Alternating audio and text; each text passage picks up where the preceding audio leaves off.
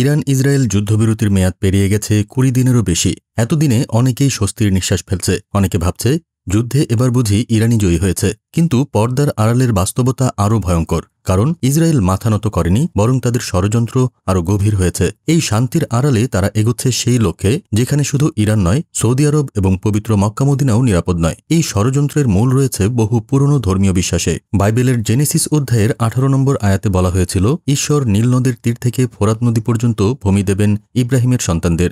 আধুনিক ইহুদি রাষ্ট্র ইসরায়েল এই ধর্মীয় বিশ্বাসকে রাজনৈতিক অস্ত্র বানিয়েছে। সেই বিশ্বাস থেকে জন্ম নেয় গ্রেটার ইসরায়েল পরিকল্পনা, যার বিস্তার মিশর থেকে শুরু হয়ে শেষ হয় ইরাক পর্যন্ত। ১৯৪৮ সালে ইসরায়েল রাষ্ট্র গঠনের পর থেকে এই পরিকল্পনা আস্তে আস্তে বাস্তবায়নের দিকে এগিয়েছে। ১৯৬৭ সালের আরব ইসরায়েল যুদ্ধে বিজয়ের পর ঘোষণা আসে মুভমেন্ট ফর গ্রেটার ইসরায়েল, যার মাধ্যমে তারা দাবি করে মিশরের সিনাই, ইরাকের কেন্দ্র, কুয়েত, সৌদি আরবের কিছু অংশ, সিরিয়া, জর্ডান, লেবানন ও তুরস্কের দক্ষিণাঞ্চল পর্যন্ত এলাকা।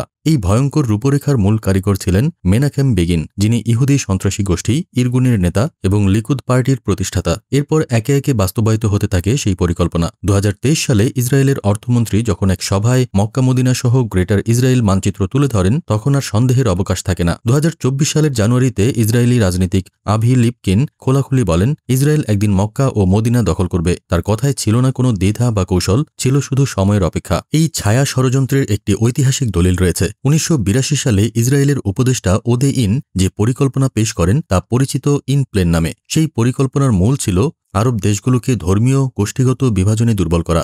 এই ভাঙনের সুযোগ নিয়েই একে একে দেশগুলো দখলে আনা সম্ভব, এমনটাই ছিল ইসরায়েলের বিশ্বাস। ইরাক যুদ্ধের সময় এই পরিকল্পনার বাস্তব রূপ দেখা যায়। মার্কিন সেনা দিয়ে ইরাককে ভেঙে দেওয়া হয়।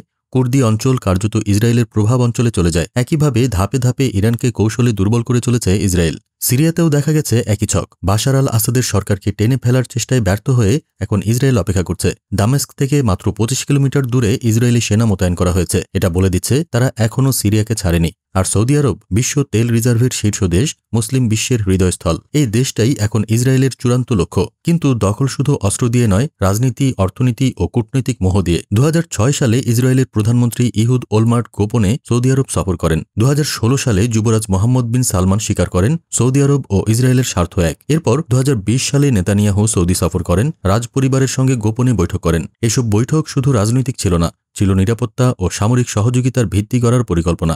এরই ধারাবাহিকতায় ২০২১ সালে যুবরাজ বিন সালমান $২০০ কোটি বিনিয়োগ করেন ট্রাম্পের জামাতা কুশনারের প্রতিষ্ঠানে, যেটি সরাসরি গাজায় ইহুদি বসতি গড়ার প্রকল্পে অর্থায়ন করছে। অর্থাৎ যখন গাজায় ইসরায়েলি বোমায় শিশুরা ছিন্ন ভিন্ন হচ্ছে, তখন সৌদি আরব কেবল চুপ করে আছে না, বরং অর্থ দিয়ে সেই হামলার পৃষ্ঠপোষকতা করছে। এই সব ঘটনা প্রমাণ করে সৌদি এখন ইসরায়েলের ছায়া প্রকল্পে পরিণত হয়েছে, একটি ঘুমন্ত রাজত্ব যার ভিতরে আগুন লাগিয়ে দেওয়া হয়েছে, অথচ রাজপরিবার নিজেই সে আগুনে তেল দিচ্ছে। ইসরায়েল প্রবেশ করেছে ব্যবসা আর আধুনিকতার মোহ দেখিয়ে। সৌদি সরকার ভিশন 2030 বাস্তবায়নে ইসরায়েলি প্রযুক্তি, নজরদারি ব্যবস্থা, গোয়েন্দা সরঞ্জাম এবং প্রশিক্ষণের উপর নির্ভরশীল হয়ে উঠছে। আজ সৌদি আরবেই বসে ইসরায়েল বিরোধী কণ্ঠরোধ করছে ইসরায়েল। এদিকে সৌদি আরব জুড়ে ইসরায়েলি প্রযুক্তি ও বিনিয়োগ ছড়িয়ে পড়েছে। এমনকি সৌদি আরব ও ইসরায়েলকে যুক্ত করে অর্থনৈতিক করিডোর গড়ে তোলা হচ্ছে, যার নিয়ন্ত্রণে আছে যুক্তরাষ্ট্র ও ইসরায়েলের যৌথ সামরিক ঘাঁটি। সব মিলিয়ে আজ আর মক্কা মদিনার নিরাপত্তা নিশ্চিত নয়। ইসরায়েল চাইলে যে কোনো মুহূর্তে কিছু নির্দিষ্ট অঞ্চলে সামরিক নিয়ন্ত্রণ প্রতিষ্ঠা করতে পারে। আর যদি রাজপরিবারে ভাঙন সৃষ্টি হয়, তাহলে ইরাক, সিরিয়া, লিবিয়ার মতো ভাগ্যই অপেক্ষা করছে সৌদি আরবের জন্য। এই ঘটনাগুলোর ভেতরে ঘনীভূত হচ্ছে এক ভয়াবহ সত্য: ফিলিস্তিনের ধ্বংস ছিল কেবল শুরু, চূড়ান্ত লক্ষ্য মক্কা, আর সেই ছায়া এখন কাবার উপরে এসে পড়েছে।